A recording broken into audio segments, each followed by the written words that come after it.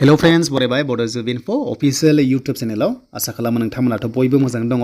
दा ADRE online डेटआ जागायसिगोन 10 नभेम्बराव स' बेखायनो बयबो रेडि जादो दा नोंथांमोना साख्रि मोनोबा बेसेबां सेलारि बेथन दान बान्था मोनो जों डिटेल्सखौ नायगोन A to Z Grade-4 लेभेलाव एन्ड नेक्स्टआव Grade-3 फैगोन स' जायफ्रा गोदान स्टुडेन्ट्स एबा केन्डिडेट्स नोंथांमोना जेब्ला साख्रि मोनहैगोन अब्ला बेसेबां दान बान्था मोनो जों बेखौ नायजोबगोन Grade-4 वाइसआवहाय दा गोबां सानो Grade-4आव नोंथांमोना खम सेलारि मोनो नाथाय जोबोर मोजां सेलारि मोनो बेखौबो नायगोन दा जियानो जा नोंथांमोना जायफ्रा चेनेलाव गोदान साबस्क्राइब खालामना लाबानो जाबाय बेफोरबायदि माखासे लेटेस्ट आपडेट मोनो Bodo Gr.4 YouTube चेनेलाव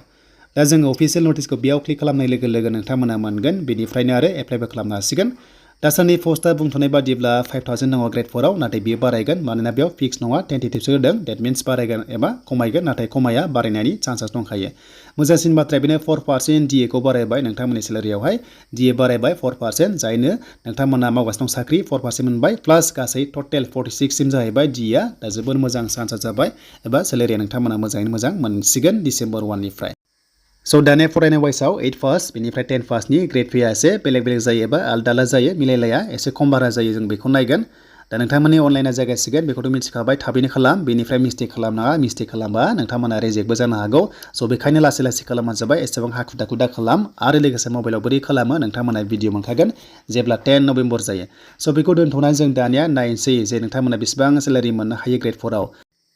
अफिसियेल नटिसआव मोनसे गाइडलाइन्स होखादों जेब्ला नोङो फाइनाल साबमिट खालामगोन अब्ला मिस्टेक जायोबा नोंथांमोना एडिट खालामनो हानायनि स्कप एबा अपसनखौ मोननाय नङा स' बेखायनो फाइनाल साबमिट खालामनाय सिगां गासैबो प्रपारलि जाहाथे डिटेल्सखौ नायना लायो जुदि मिस्टेक जायोबा बे नोंथांमोननि रेसपन्सिबिलिटि थाबाय जुदि एडमिट फैयाब्ला देन बेखौ फोजोबनानै जों दानिया सेलारिखौ नायसै बेसेबां मोनमारो Grade-4आव नोंथांमोना साख्रि मावोबा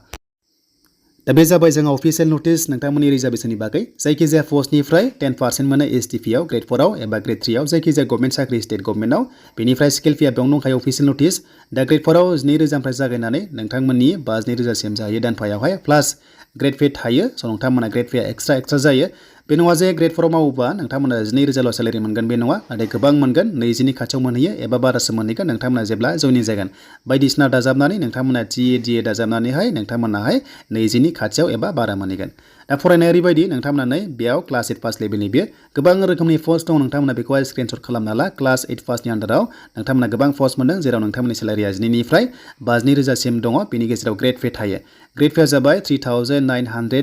पर मान्थ एड जाबावगोन नोंथांमोननि सेलारिनि अनगायैबो ग्रेड फी आरोबाव दाजाबबावगोन स' बे दाजाबगोन बेनिफ्राय पस्ट वाइसआव मोनो बेखौहाय बे नङा जे Grade-4 मावबानो खम बारा मोनो नाथाय बाथ्राया बेसो जे Grade-4बाबो अनेक पस्ट दङ बे पस्टनि एगेन्स्टआवसो नोंनो सेलारिखौ होनाय जायो दा जेराव नोंथांमोना स्क्रिनाव नुगासिनो दङ बेवहाय नोंथांमोनाहाय ग्रेड फीआ जाबाय 3900 पर मान्थ जेरै पियन चौकीदार दङ नोंथांमोननि बोर्ड किपर दङ नोंथांमोननि खालासि दङ एटेन्डेन्ट दङ नोंथांमोननि गोबां रोखोमनि बेवहाय पियन लेभेलाव दङ चौकीदार दङ स' नोंथांमोननि हेडक्वार्टार लेभेल बेनिफ्राय डिस्ट्रिक्ट लेभेल थ' बेयाव नोंथांमोना पस्टिं जायोबा बे होनाय नोंथांमोना जि पस्ट मोनदों बेयाव 2000निफ्राय जागायनानै 50,000 प्लास ग्रेड फीआ जाबाय 3900 नोंथांमोनाहाय मोननो हागोन दा जायफ्रा थांनाय बाराव ADREआव साख्रि मोनदों कमेन्ट्स खालामहर जे बेसेबां सेलारि दायो हाबगासिनो दङ 20 प्लास हाबनाय एबा नोंथांमोना बेबायदि सिस्टेमाव मोनहैगोन जेब्ला Grade-4आव मावजेनो एन्ड इयारलि 3% इंक्रिमेन्ट जागोन सेलारिया बारायबाय थायो स' नोंथांमोनाहाय जेबो प्रब्लेम जाहैनाय नङा नाथाय गोबाव मावोबा स' नोंथांमोना बारानिफ्राय बारा मोनलांबाय थागोन बे क्लास 8 फार्स्ट लेभेलाव एन्ड बेनिफ्राय 10 फार्स्ट लेभेलनिबो दङ जों बेखौबो नायगोन HSCLआव Grade-4 दङ स' बेयाव ग्रेड फीआ एसे आलदा जायो जों बेखौबो दानिया नायनोसै बिनि सिगां मोनसेबाव जायफ्रा क्लास 8 पास दङ स्ट'र हेल्पार बेनिफ्राय वर्कशप हेल्पार नोंथांमोना हेन्डिमेनाव साख्रि मोनहैदों Grade-4 स्टाफआवहाय पियन लेभेलाव अब्ला बिनिया खालासिनियाबो नै बेयाव दङ स' एसे बारा ग्रेड फी मोनबावदों बेनो जाबाय 4200 पर मान्थ बियो एसे खम बारा मोनदों जेराव नोंथांमोना 3900 मोनदोंमोन Grade-4आवनो प्लास बेयावबो आरोबाव बेयाव एसे बारा लायनाय